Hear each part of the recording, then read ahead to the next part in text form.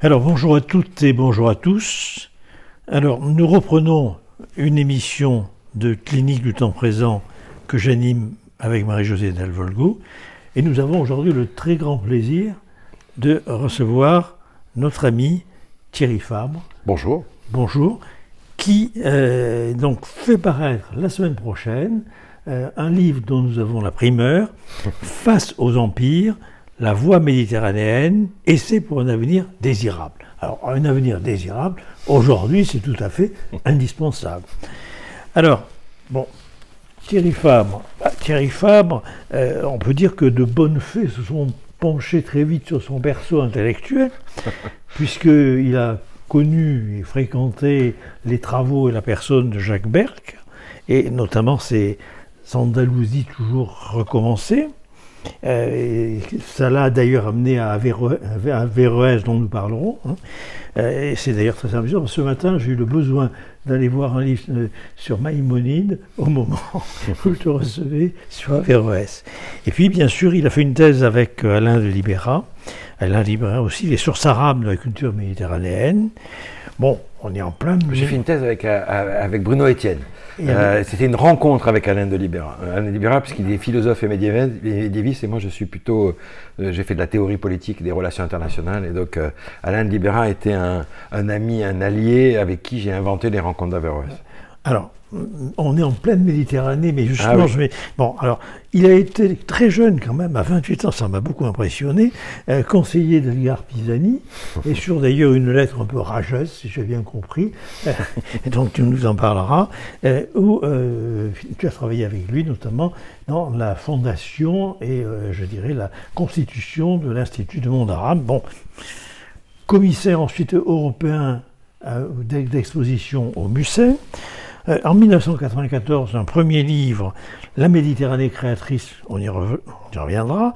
Tu rencontres aussi Hubert Dissel, le fondateur d'Actes Sud, qui est bien évidemment une maison d'édition à laquelle je suis aussi très attaché. Et tu rencontres aussi Olivier Mongin. Bon, enfin bref, tu baignes au cœur du Moyen, du Proche-Orient, enfin dans un milieu intellectuel extrêmement impressionnant.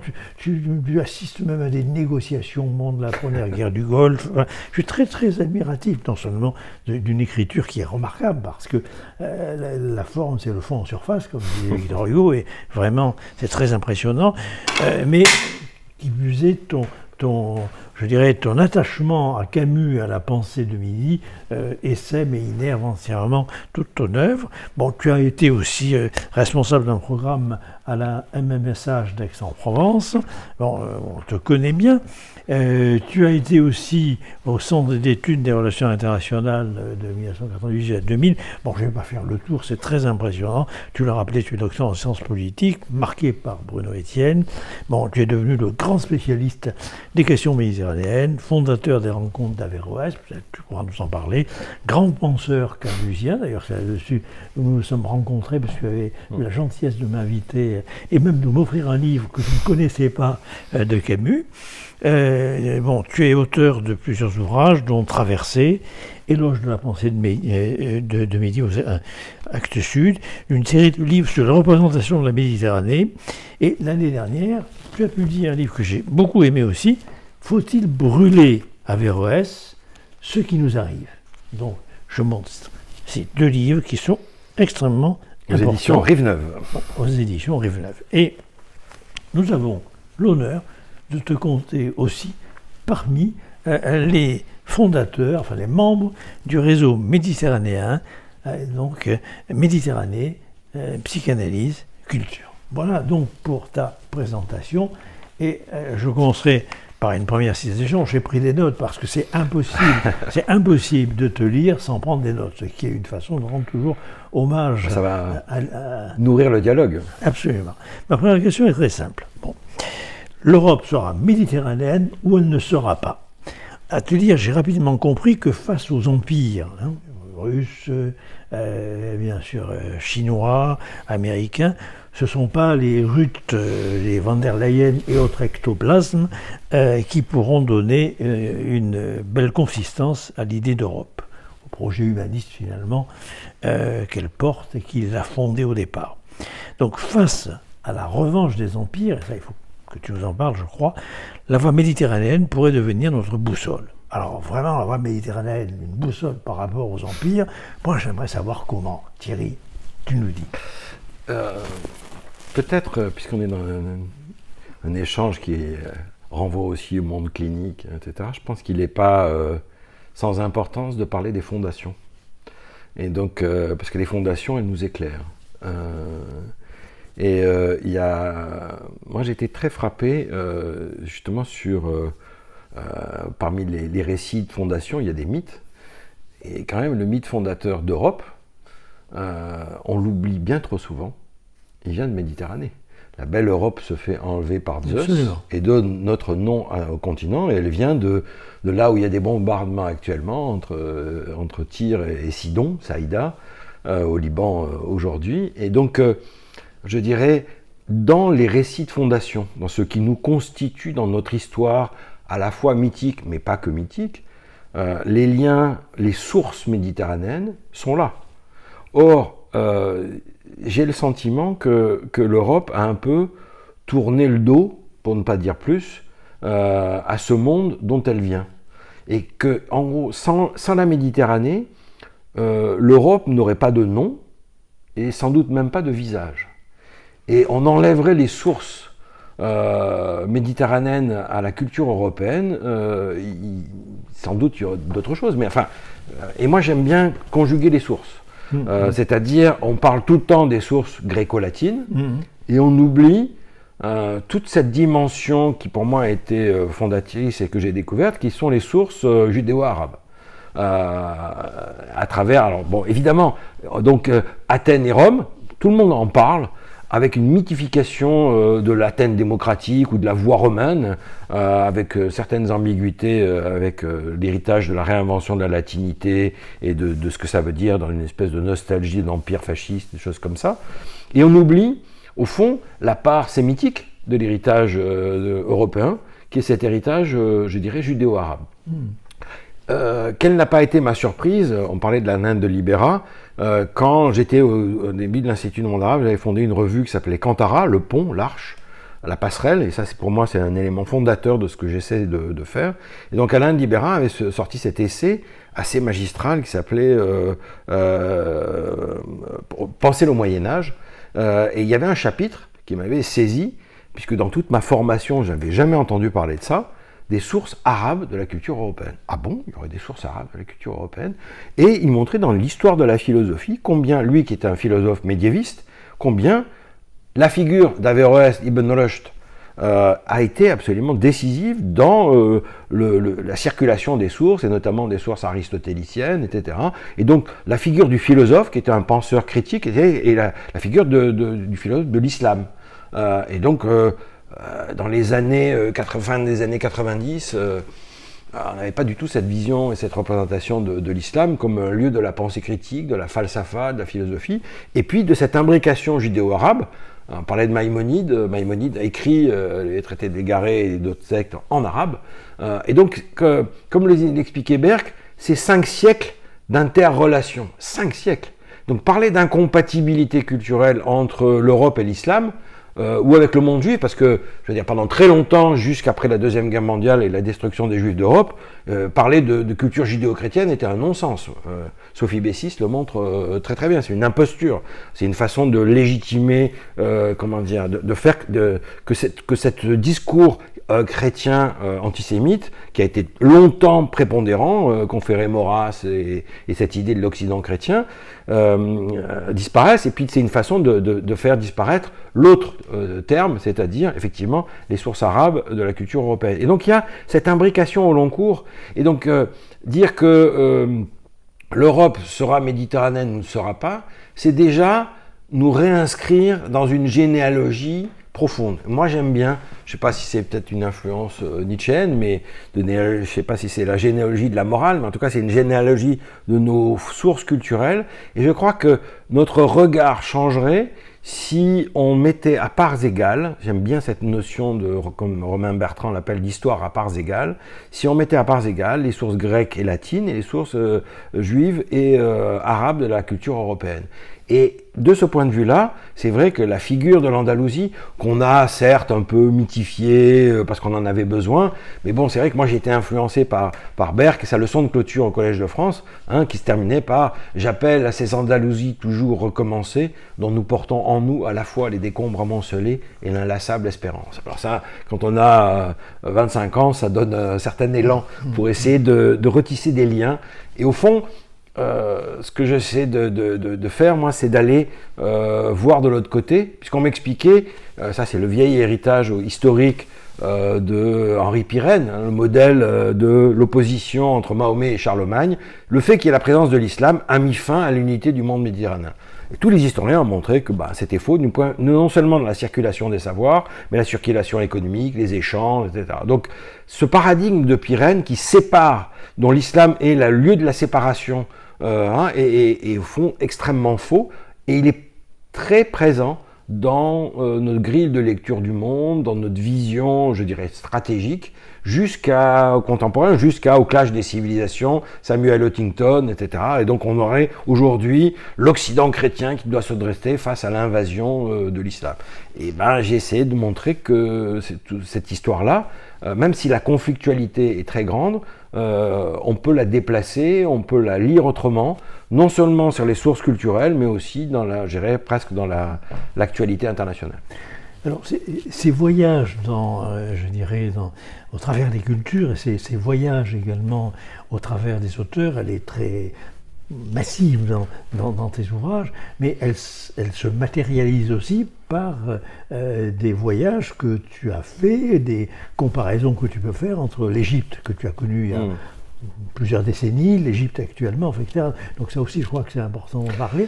Et peut-être juste aussi un point, moi j'ai eu l'impression, mais je n'ai pas du tout, je suis très admiratif par rapport à ta culture, à ton érudition, à ton savoir, je peux le dire en toute amitié, simplement, vraiment, je suis très impressionné. Mais finalement, ce qui m'a frappé en te lisant aussi, c'est que jamais autant que jusqu'à tes ouvrages, je n'avais pris conscience d'une espèce de trépied, je dirais pour aller vite, entre Aristote, l'islam et le judaïsme. C'est quelque chose comme si... Alors j'avais un ami libanais, le docteur Bazlous, qui m'avait déjà appris que finalement nombre de pensées philosophiques grecques avaient transité d'une certaine manière, notamment par le Liban, mais d'une manière générale par les pays arabes, et aussi, je dirais, au sein même de la réflexion philosophique juive comme avec Maïmonide. Mais c'est quand même ça qui est important. Et ça, finalement, ça met un terme, et là on revient à l'ouvrage précédent, ça met un terme à toutes les bêtises, toutes les âneries qu'on peut entendre du côté des Zemmour, Bardella et compagnie. C'est vrai que je crois qu'il est très important de faire des allers-retours entre, je dirais, le terrain, être au plus près. Et ça, moi, je dirais l'écriture voyageuse. J'ai longtemps participé avec Jean-Claude Izzo et d'autres au Festival Étonnant Voyageurs. Et donc, ça a donné ce livre Traversée, qui est une circulation dans les villes de la Méditerranée, que j'ai eu l'occasion de faire en ayant participé à un documentaire pour Arte. Et c'est vrai que cette rencontre au plus près, c'est pas une Méditerranée désincarnée, théorique, fantasmagorique, etc. Bon, ça fait rêver le monde méditerranéen, mais y aller au plus près, c'est quand même très intéressant de regarder à la fois les proximités et les immenses écarts qui peuvent exister, parce que je veux dire, c'est pas un monde uni, c'est un monde commun, c'est pas la même chose. Et donc c'est un peu comme la figure de la mosaïque.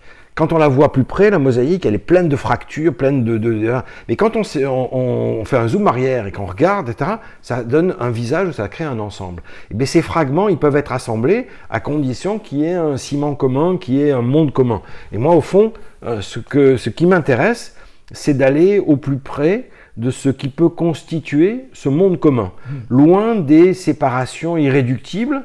Alors, très longtemps, la séparation irréductible, c'était le monde juif, c'est-à-dire, il n'y a qu'à lire toute la longue tradition intellectuelle antisémite, anti-juive, et puis cette dimension de culture judéo-arabe.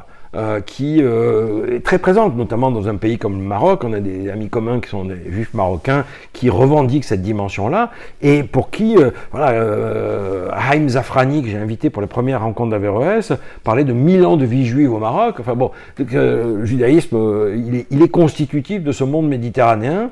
Et c'est vrai que c'est peut-être plus dans le monde européen, monde allemand, ashkénaze, etc., centre Europe qui a pris le pas, alors que du point de vue de la pensée, de l'éclat philosophique, etc., en tout cas dans le monde médiéval, je veux dire, la culture juive d'expression de langue arabe, judéo-arabe, est majeure. Et puis au fond, quand il y a eu ce phénomène qui est central, qui est la Reconquista, le parti de M. Zemmour s'appelle Reconquête. Ah, c'est peut-être pas un hasard. Dans la Reconquista, qui a expulsé qui? Les Juifs d'abord, les musulmans ensuite.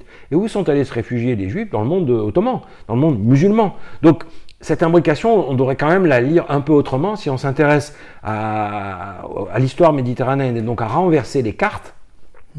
Comme le fait Ali Idrissi, qui place l'Afrique au-dessus et l'Europe en dessous. Moi, ça a été un moment de changement de perspective. Eh bien, si on lit cette histoire culturelle autrement, on voit ces liens, cette richesse, et effectivement cette pensée aristotélicienne qui a circulé et qui a été non pas simplement transmise ou commentée, mais considérablement enrichie. Jean-Baptiste Brenet, qui travaille beaucoup sur Averroès et qui a fait sa thèse avec Alain de Libera, le montre très bien dans ses travaux sur Averroès, sur Ibn Rushd. Donc je crois qu'il y a là une nouvelle façon de lire notre histoire européenne à partir de la Méditerranée, voilà.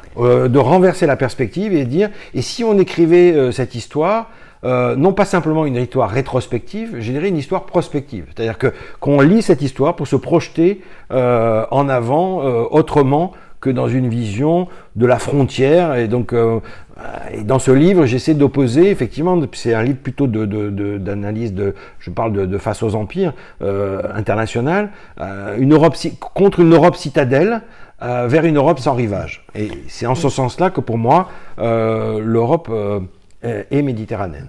Ça m'évoque un petit peu René Char. L'esprit du château fort, c'est le pont-levis. René Char avec Albert Camus sont les figures qui m'ont tout le temps inspiré. Et je me suis occupé pendant 10 ans d'une revue dont le titre est camusien, puisque c'est la pensée de midi, et attention, pas la pensée du midi, c'est pas un régionalisme. La pensée de midi, c'est une pensée des limites, c'est ce que Camus a essayé d'élaborer, d'ailleurs dans le premier texte, qui est L'exil d'Hélène, paru dans une revue éditée à Marseille, qui est Les Cahiers du Sud. Le premier texte, donc c'est en permanence de la Grèce, et il parle de cette pensée de midi, il est, lui, l'éditeur des feuillets d'hypnose à la Libération, devient un ami intime de Char, et dans cette revue, qui s'appelait La pensée de midi, donc référence à Camus, l'exergue était un fragment de René Char, de sa note sur le maquis, qui disait ceci: « Faire longuement rêver ceux qui ordinairement n'ont pas de songe, et plonger dans l'actualité ceux dans l'esprit desquels prévalent les jeux perdus du sommeil. » C'est beau comme de l'antique. Et donc ça a été l'envoi pour moi de ce lien. Je veux dire, si j'allais dire de quel parti je suis du parti d'Albert Camus et de René Char. C'est super. Je pense que à te lire ou à t'entendre, de toute façon, tu nous fais rêver. Et alors, ça m'amène à la deuxième question, c'est-à-dire que, effectivement, cette deuxième question, je vais formuler un peu comme ça, elle est plus embarrassante pour moi, et je pense que, sans doute pour toi, qui va être invité à y répondre, elle ne sera pas forcément évidente. C'est-à-dire que, bon, on a compris les impasses, hein, puisqu'il y a dans ton livre, il y a tout un chapitre sur les impasses, puis un chapitre sur les chemins, un chapitre sur les horizons, et finalement, les chemins, les horizons, bon, tu montres l'eurocentrisme, l'occidentalisme, l'islamocentrisme, tout ça, bon, allez, ça part dans les poubelles de l'histoire, et finalement, construire justement ce commun suppose de pouvoir s'appuyer sur un islam démocratique. Et là, on se dit, alors, tu nous en dis un peu plus sur cet islam démocratique? Qu'est-ce qui, dans l'histoire récente, peut nous permettre de donner quelques consistances à ce concept? C'est vrai que ça prend le contre-pied du discours très marqué, actuel, etc., mais qui est marqué par un temps de l'histoire.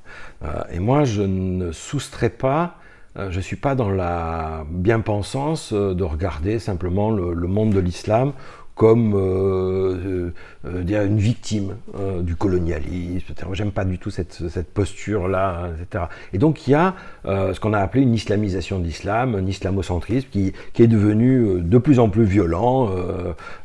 Et juste évidemment les attentats de New York de 2001, les attentats de Paris, le djihadisme qui s'est attaqué, dont les principales victimes sont dans le monde arabe et musulman lui-même.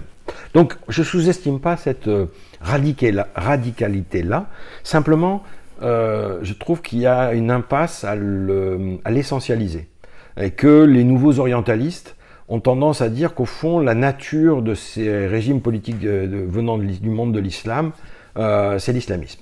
Et ça, il me semble que c'est une vision qui est tronquée, qui est essentialiste, et qui renvoie finalement au discours orientaliste que Edward Said a si bien et si justement critiqué, et donc je crois qu'il est important de sortir aujourd'hui. Bien sûr qu'il y a ce temps-là, comme il y a eu dans le christianisme le temps de l'Inquisition, et comme aujourd'hui on voit un suprémacisme juif s'affirmer avec une certaine horreur. Il n'y a qu'à écouter ce que dit M. Benvir ou M. Smotrich pour s'en rendre compte. Donc l'islam est partie prenante de ces mouvements-là de régression identitaire extrêmement puissants. Mais on ne peut pas le résumer à ça, et effectivement, dans le sillage de Jacques Berck, qui m'a appris, avec une petite formule toute simple, dans la relation à l'autre, m'a appris quelque chose qui m'a éclairé et qui m'a servi de boussole dans mes relations, qui a dit « Je suis votre ami, je ne suis pas vous. Je ne parle pas à votre place et vous ne parlez pas à la mienne. » Et donc on peut après débattre, avoir des controverses. Et donc dans cette approche sur la question de l'islam démocratique, je pars de là. C'est un souhait ou une espérance, mais qui ne repose pas sur rien. Et qui repose notamment sur les travaux de deux, trois figures majeures. Une que j'ai appris à découvrir par Berck, qui est la figure du grand écrivain et penseur de l'islam égyptien, qui est Taha Hussein, qui parlait des sources grecques du monde de l'islam, et qui, à partir de l'Égypte, a essayé de penser un horizon méditerranéen avec une dimension très critique par rapport à un repli identitaire islamiste, sur lequel déjà lui a combattu à son époque, dans les années de l'après-guerre, des années 50, des années 60. Et puis il y a deux autres figures que j'ai alors pour le coup assez bien connues, et que je connais toujours, Mohamed Harkoun, qui lui malheureusement est disparu depuis quelques années, qui était un grand islamologue, et j'ai, grâce aux rencontres d'Averroès, fait rencontrer Alain de Libera et Mohamed Harkoun, et c'était un moment magique, comme ces belles rencontres d'intellectuels qui changent la donne. Et Harkoun a essayé de travailler à ce qu'il appelait le remembrement du fait islamique dans le monde méditerranéen, et de le réincorporer à la fois dans l'héritage dont on a parlé avec la figure de la pensée critique, de la falsafa, de la transmission aristotélicienne, de l'humanisme arabe et musulman sur lequel lui-même a travaillé, etc. Il y a un humanisme arabe et musulman qu'on a sous-estimé, et il essaie, lui, de retisser ce lien, d'ailleurs en faisant la généalogie, la relation avec Taha Hussein, etc.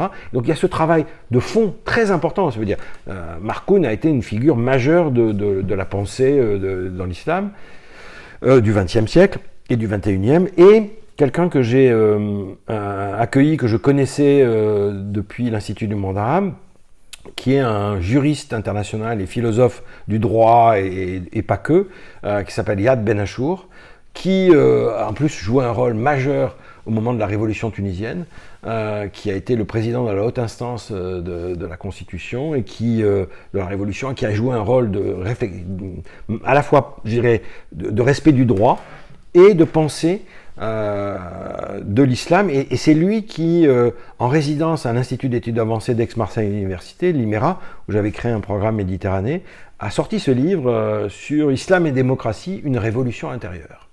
Et c'est cette idée donc que le projet démocratique n'est pas un projet occidental ou européen. Il parle du principe de non-souffrance, et que donc il y a une universalité cette idée démocratique, que ce n'est pas quelque chose qu'il s'agit d'imposer de l'extérieur, mais que ce sont des trajectoires, des révolutions intérieures. Et que dans les sources profondes de l'islam, qu'il connaît mieux que bien, puisque son père, son grand-père étaient des grands chirs de la Zitouna, qu'il a une culture très profonde islamologique, etc., il montre dans ce livre les éléments qui rendent possible un islam démocratique, notamment dans le monde méditerranéen. Donc, moi, je ne cherche pas à inventer quelque chose qui serait une espèce de fantasme, mais que cette trajectoire est possible. Et au fond, les révolutions, ce qu'on a appelé les révolutions arabes, les printemps arabes, etc., les termes sur lesquels ils se sont inscrits, c'était « le peuple veut ».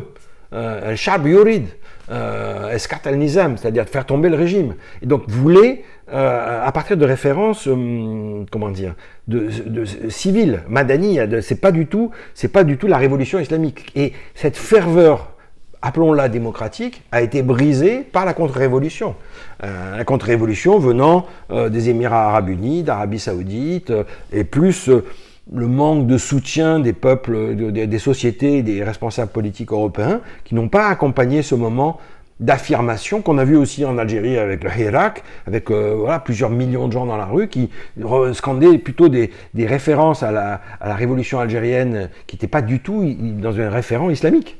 Et donc soudain, ça a brouillé complètement. Donc cette hypothèse-là, démocratique, qui est aujourd'hui fracassée, et je ne parle pas d'un fantasme, elle est possible et un chemin vers de convergence. Si les Européens arrêtent d'être dans la frontalité par rapport à l'islam et cherchent un monde commun, je pense que c'est un horizon possible. Alors ça m'évoque deux choses, mais on va passer peut-être à la troisième question, mais juste comme ça, en passant. Hein. La première chose, c'est le travail de Vernon sur les origines de la pensée grecque, de la raison grecque, de la pensée grecque. Et où finalement c'est l'isonomia, c'est-à-dire c'est une pratique de l'égalité qui est constitutive d'un point de vue, je dirais, de mesure et d'égalité des systèmes, pour aller vite, que ce soit le système philosophique, le système artistique, le système juridique, etc. Alors c'est intéressant parce qu'évidemment on ne voit pas pourquoi, d'une certaine manière, dans l'islam, il n'y aurait pas une origine du côté de pratique. Et Vernon a été pour moi une des plus belles rencontres avec Pierre Vidal-Naquet et Bottero. Quand on était à l'Institut du Monde Arabe, on avait créé une chaire de Lima, dont l'ouverture, le premier était Jacques Berck. Et Vernon avait été invité par Bottero sur la relation l'Orient ancien et nous. Et de montrer qu'au fond, la pensée grecque, on a oublié l'influence mésopotamienne, l'influence, etc., et notamment dans la transmission de l'écriture, etc. Donc, on a beaucoup coupé, on a voulu constituer un Occident blanc, une Grèce blanche. Il y a un très beau livre de Philippe Jocquet, on a repeint la Grèce en blanc, et on a fait le lien entre la pensée grecque et la pensée allemande, comme si le monde méditerranéen n'existait plus et que ces généalogies-là étaient brisées. Et donc Vernon fait partie de ceux, je crois, qui ont cherché à désenclaver cette pensée grecque. Pour moi, Vernon et Bloch et Marou, mais Marou c'est parce que je l'ai découvert. Henri-René Marou. Voilà, je l'ai découvert quand j'avais 17 ans, donc c'est pour ça. Mais on va dire que c'est vraiment les historiens qui inspirent pour moi nombre de mes travaux psychanalytiques. Ça peut paraître étonnant, mais c'est comme ça. Alors, ma deuxième remarque, mais on ne va pas forcément s'étendre là-dessus, mais ça rejoint tout ce que tu dis. J'ai bien lu que tu citais Aimé Césaire, mais je n'ai pas trouvé deux références qui sont pour moi très importantes, et tu le sais, qui sont Édouard Glissant et Patrick Chamoiseau. Or, finalement, dans la question du divers et dans la question, je dirais, de la créolisation, dans la question justement de cette structure rhizomatique des cultures et des influences philosophiques qui sont quand même majeures. Alors pourquoi je suis très content parce que tu nous cites 40 pourquoi auteurs, je ne les cite pas, alors que, comment dire, il se trouve que, là aussi j'aime bien moi les généalogies, il se trouve que ce que peu de gens savent, que Édouard Glissant a fait sa thèse, son directeur de thèse s'appelait Jacques Berck. Et qu'il a préfacé, je crois que c'est son livre de poésie qui est sorti sur Poésie Gallimard, je crois que ça s'appelle Le Sel Noir, et que avec cette affinité-là, dans la revue Cantara, j'ai fait une grande entretien avec Édouard Glissant, et que sa pensée de la créolisation du monde, son éloge de la créolité, avec enfin, etc. Tout ce mouvement-là m'a beaucoup intéressé. Mais j'avais posé à Glissant une question qui, je crois, est toujours d'actualité. Je lui disais, c'est très intéressant votre approche des cultures, du divers, Faulkner, Mississippi, enfin toute cette dimension de repenser, etc. Mais n'est-ce pas plutôt une pensée, je dirais, rhizomatique horizontale ? Or, il se trouve que le monde méditerranéen, il est inscrit dans 3 grandes verticalités, qui sont les verticalités des monothéismes, juifs, chrétiens et musulmans, et qui, en dépit des discours sur le désenchantement du monde et la fin du religieux et tout ce qu'on veut, montraient leur ténacité et combien, après 21 siècles, ils sont toujours là. Et donc, je crois, et je disais à Glissant, je crois que la créolité méditerranéenne, elle est quand même affrontée à cette réalité des verticalités et des appartenances. C'est pour ça que je fais très attention à ces notions-là et je pense qu'on n'est pas sorti de l'appartenance, des appartenances religieuses. Même si, et dans le livre je cite beaucoup les travaux de mon ami anthropologue Dionigi Albera, qui a fait sur les lieux saints partagés, et qui montre qu'il y a dans les pratiques, bien plus que dans les dogmes, les sociétés dans leurs pratiques sont toujours bien plus intelligents que les textes, ils traversent, et qu'il y a donc des lieux de pèlerinage, des lieux de pèlerinage de juifs qui vont dans des lieux musulmans, etc., et qui ne sont pas des petites pratiques. Il y a plusieurs centaines de milliers de musulmans qui vont par exemple à Buikada au pèlerinage dans le monastère chrétien. Donc, il faut regarder là aussi les porosités et les circulations. Et c'est pour ça que peut-être que je cite moins dans la pensée du monde méditerranéen, parce qu'au fond, ça me paraît une pensée très caraïbe, la pensée de Glissant et de Confiant et de Chamoiseau, même si elle est fertile du point de vue littéraire. Je pense que le monde méditerranéen est distinct par rapport à ce monde-là, notamment avec l'emprise des monothéismes. Je pense que nos amis spectateurs auront compris que même quand tu ne cites pas quelqu'un, même quand tu ne fais pas référence à quelqu'un, si on a comme ça l'audace de penser qu'on peut finalement te parler de quelqu'un que tu connaîtrais un peu moins que nous, on se trompe complètement. J'ai eu la chance d'être lié à Alain Girard, qui venait du monde caraïbe, du monde des Antilles, et c'est lui qui m'a fait lire ces auteurs-là. Et donc, je lui en suis toujours reconnaissant. Alors, dans les quelques minutes qui nous restent, j'ai 2 questions, donc je vais te les poser dans la foulée les 2, parce que tu n'auras que 3 minutes pour y répondre. Très bien. Donc, là, enfin, il y a une expression qui revient sans cesse dans ton ouvrage, c'est le titre de ton premier livre, c'est-à-dire Méditerranée créatrice, donc tu peux peut-être nous en dire un peu plus. C'est une expression qui est en contrepoint de la casuistique du sang que dénonce déjà Albert Camus lorsqu'il écrivait « Il ne s'agit pas de crever séparément, mais de vivre ensemble ». Et ma dernière question, pour conclure notre émission, à la fin de ton ouvrage, tu poses la question de savoir à quelles conditions un rêve méditerranéen du XXIe siècle pourrait se réinventer. Alors, celui qui pose une question, comme disait Freud, a une idée de la réponse, donc tu as 3 minutes pour répondre à ces 2 questions. Elles sont liées parce que oui. La Méditerranée créatrice, c'était effectivement un premier livre collectif qui était la volonté de sortir du discours passéiste de la Méditerranée. Parce que quand on parlait de la Méditerranée, on parlait des tombeaux et des ruines, des temples passés, de la culture toujours du passé, du poids du patrimoine, etc. Et on en avait assez, et on avait fait cette rencontre avec plusieurs intellectuels, artistes, etc. En prenant aussi la figure de Paul Klee, j'ai découvert la couleur Je suis peintre dans son voyage en Tunisie, pour dire, est-ce qu'on peut faire l'hypothèse d'une Méditerranée créatrice ? C'est-à-dire, en partant, pour le dire d'une formule magnifique qui est celle de Rimbaud, les inventions d'inconnus réclament des formes nouvelles. Et donc, et cette hypothèse, il y a un peu plus de 30 ans, s'est montrée tout à fait fertile, puisque aujourd'hui, les scènes artistiques contemporaines méditerranéennes sont à foison. Et on ne le voit pas, on n'est que dans un discours catastrophiste ou passéiste, et on ne voit pas qu'il y a cette sève. Pour un élément aussi très important, c'est que les sociétés méditerranéennes du sud et de l'est de la Méditerranée sont majoritairement jeunes. Donc le statu quo fossile, dictatorial, etc., ne tiendra pas très longtemps parce qu'il y a cette poussée-là et on le voit sur les scènes artistiques contemporaines. Je pourrais donner un tas d'exemples, mais en 3 minutes, je ne peux pas. Ce sera pour une autre émission. Avec joie. Je te laisse. Avec joie. En tout cas, il y a cet élément. Regarder la Méditerranée, non pas en la conjuguant au passé, mais en essayant de se projeter dans l'avenir. Ça me paraît un premier élément. Et se projeter dans l'avenir, c'est de sortir du désastre actuel. Il y a un désastre actuel, je ne sous-estime pas que la guerre est partout. Il suffit de regarder le désastre qui existe, évidemment dans l'épicentre d'Israël-Palestine, de l'Iran, les ondes de choc que ça veut dire, de ce qui se passe en Égypte, en Libye, enfin bon. Donc les régimes c'est un chaos politique. Mais comme disait l'autre, là où croit le péril, croit aussi ceux qui sauvent. Et donc peut-être que quelque chose va pouvoir naître et à partir d'un monde commun.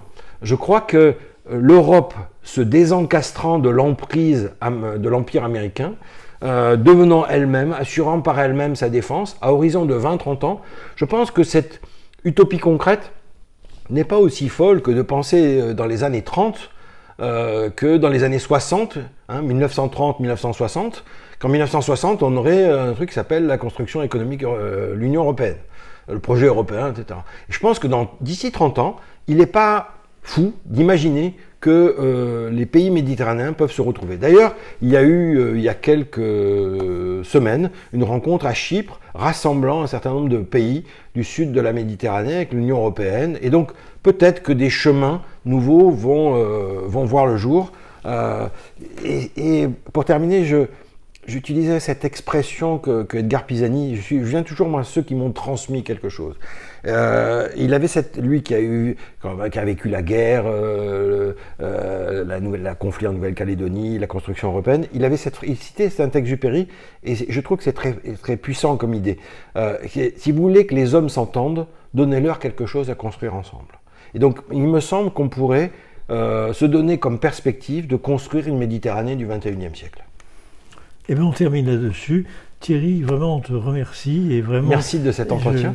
Je recommande très, très, très chaudement ton livre « Face aux empires, la voie méditerranéenne ». Merci, tu nous fais rêver. C'est essayer de chercher un avenir désirable alors qu'on est tout dans les ténèbres aujourd'hui. Et donc, et que s'enfermer dans les ténèbres, c'est une façon de renoncer à inventer un avenir. Voilà. Shakespeare disait, par la voix de Prospero dans La Tempête, comme tu sais, que nous tissons nos vies à l'étoffe de nos rêves. Merci. Merci.